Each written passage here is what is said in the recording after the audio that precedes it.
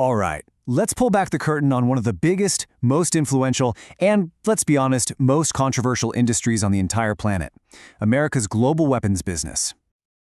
Okay, so let's just start with one simple but absolutely massive fact. When it comes to selling weapons to other countries, the United States isn't just in the game, it is the undisputed champion. And you know, saying it's the champion is, well, it's a huge understatement. The sheer scale of this is kind of hard to wrap your head around, but let's try and put a number on it. 43%. Just let that sink in for a second. That is America's slice of the entire global arms market. It's a staggering figure. It points to a level of dominance that's just about total. And if that number doesn't blow you away, get this. The U.S. sells more weapons than the next 7 biggest arms exporting countries combined. That kind of dominance doesn't just happen by accident. So how on earth did we get here? Yeah, to really get a grip on this, we've got to jump in the time machine and see how this whole thing was built, piece by piece, over more than 200 years.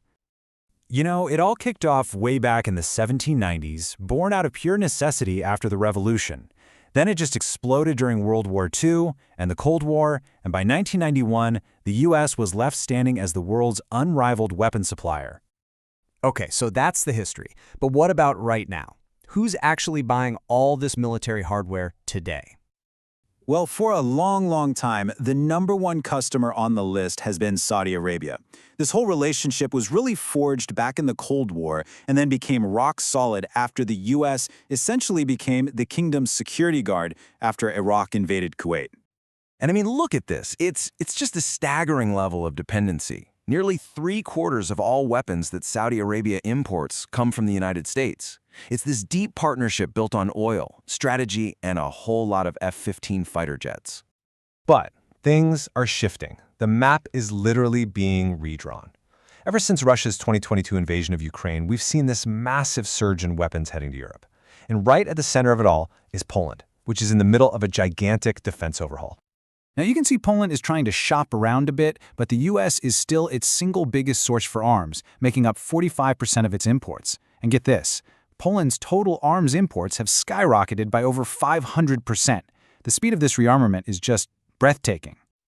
And it's not just Europe. Over in Asia, Japan is still an absolute cornerstone of U.S. strategy, and that's really driven by a shared and growing worry about China's rising power in the region.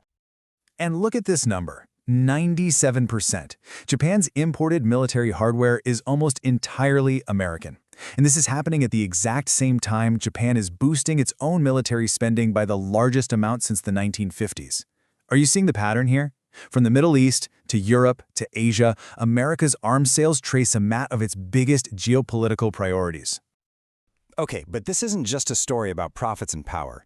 Being the world's armory comes with a really heavy price. It has a long, tangled history of controversy and some very serious consequences. And you know, this quote it hits the nail on the head. It perfectly captures the uncomfortable truth of it all. The arms trade lives in this murky gray area between politics, money, and morality, and it's just littered with deals that have gone horribly wrong.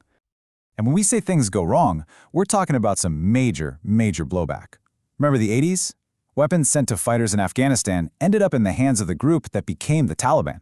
Or the whole Iran-Contra scandal, a secret, totally illegal scheme to sell weapons to Iran to fund rebels, all behind Congress's back. And look, this isn't ancient history. These dilemmas are happening right now today. There is intense criticism over the use of U.S. weapons in conflicts from Yemen to Gaza. The U.S. also, notably, has not signed on to the main UN treaty that's supposed to regulate this stuff. And even when it seems necessary, like supporting Ukraine, it can mean sending weapons that pose huge, long-term risks to civilians. So where does all this leave us? Well, it points to a super complex, really uncertain future that's all about one thing: a constant, difficult balancing act. You've got these two things constantly at odds.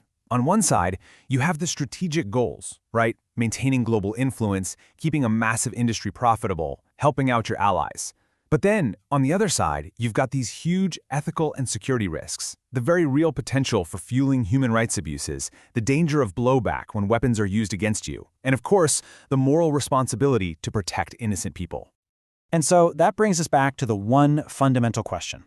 As the world's #1 arms dealer, can the U.S. ever really balance the business of war with the hope for peace? That single challenge, well, it defines this entire industry.